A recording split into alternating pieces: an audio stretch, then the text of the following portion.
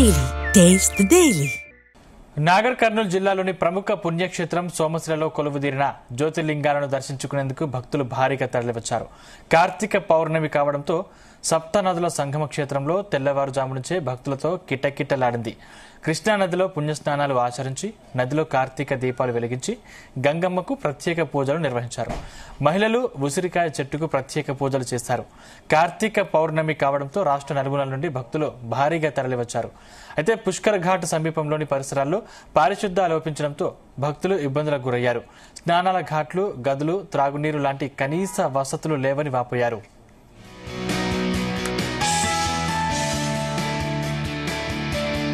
సోమశిల గ్రామం దీనికి పుష్కరాల ఘాట్ కాడ సరిగ్గా భోజనాలు లేవు కాబట్టి దీనికి జాగ్రత్తగా మీరు ముఖ్యమంత్రి గారు కూడా మీరు చర్య తీసుకోవాలని చెప్పి మేము కూడా కోరుతున్నాం.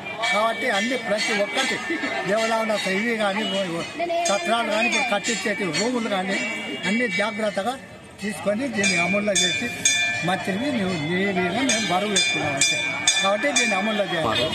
మాది వచ్చేసి వెల్టూరు చిన్నబాయి మండలం సోమశిల దగ్గరికి దర్శనానికి వచ్చాము. ఇక్కడికి వస్తే స్నానం చేద్దామని వచ్చాము.